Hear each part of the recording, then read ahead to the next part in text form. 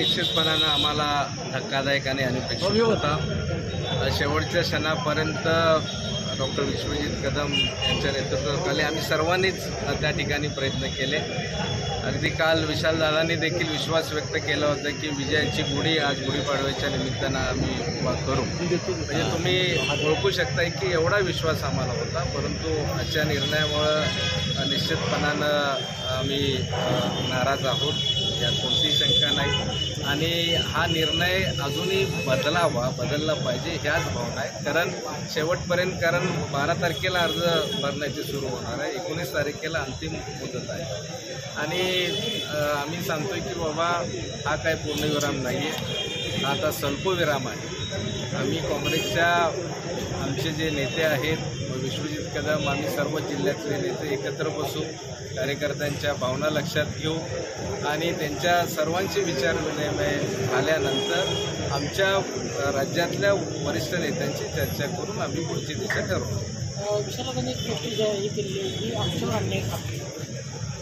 नैसर्गिक आहे, स्वाभाविक आहे, कारण स्वाभिमानी काँग्रेस कार्यकर्त्याला हे वाटणं साहजिक आहे। विशालदादांनी वैयक्तिक ही भूमिका व्यक्त केली आहे की काँग्रेसवर अन्याय करणारी ही बाब आहे, कारण सातत्यानं काँग्रेस 16 वेळा इथं जिंकलेली आहे आणि काँग्रेस मनात जनात आणि मनामनात प्रत्येक इथल्या जनतेमध्ये रुजलेली असल्यामुळं त्या स्वाभाविक आहेत की ह्यावेळी आशा होती, गेल्यावेळी इथं आमचं चिन्ह कोटलं गेलं, ह्यावेळी आशा होती की आम्ही 100% आपल्याला ही जागा मिळेल, आपण हाताच्या चिन्हावर पुन्हा मागच्या वेळी झालेला विशाल पाटलांचा पराभव आम्ही 2 काढू, ह्या भावनेनंच आम्ही सर्वजण करतो।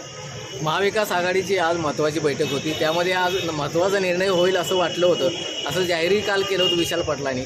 पण आता तुम्ही म्हणता की 19 तारखेपर्यंत आणखी आपल्याला वेळ आहे आणि तोपर्यंत तो बदलेल का? आता तुम्ही पाहिलं की काही भाजपने जागा बदलल्या, काही शिंदे सेनेच्या जे काही शिवसेना आहेत त्यांनी त्यांचे उमेदवार बदललेले आहेत, त्यामुळं अंतिम क्षणाबद्दल काय होऊ शकतो। त्यामुळं आम्ही आमच्या भावना किंवा आमचे ह्या काय आता कार्यकर्त्यांच्या भावना त्यांना कळवणार आहोत आणि मग निश्चितपणानं ते आम्ही बैठक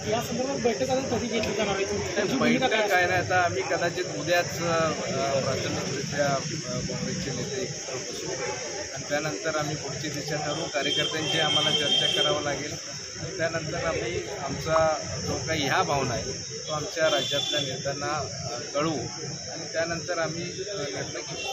मागच्या वेळेला ज्या वेळेला असं झालं होतं त्यावेळेला काँग्रेस कमिटीला आपण कुलूप घातलं, इतक्या टोकाच्या भूमिका होत्या, आता आपण याबद्दल राजीनामे वगैरे मी तुम्हाला सांगितलं की ती नैसर्गिक एक प्रतिक्रिया कार्यकर्त्यांची होती गेल्या वेळेला, तीच प्रतिक्रिया आहे किंवा त्यापेक्षाही तीव्र भावना काँग्रेस कार्यकर्त्यांची आहेत, कारण ही काँग्रेसची जिंकणारी जागा ही त्यावेळेला आमच्या मित्रपक्षाला दिली जाते, त्यावेळी साहजिकच काँग्रेस कार्यकर्त्यांच्या भावना दुखवल्या जाणार, ती नैसर्गिक। राजीनामा देणार का?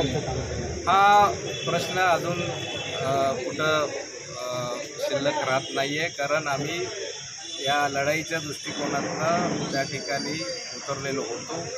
आम्हाला त्या ठिकाणी पूर्णतया आमची तयारी झालेली आहे।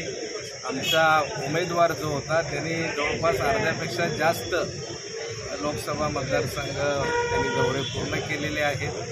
आम्ही या ठिकाणी सांगली शहरातून मी असतील, जयश्री वहिनी असतील, आम्ही त्या ठिकाणी काम करतो। विश्वजित कदम आहेत, जिल्ह्यातलं नेतृत्व आमचं ते आहेत, आमदार विक्रम सावंत आमचे ग्रामीण जिल्हा अध्यक्ष आहेत, हे सर्वजण आम्ही या कामामध्ये त्या ठिकाणी आहोत आणि आम्ही निश्चितपणानं शेवटपर्यंत आणखी अगदी 19 तारखेपर्यंत याबद्दल आम्ही तुम आगे बढ़ो, हम तुम्हारे साथ हैं।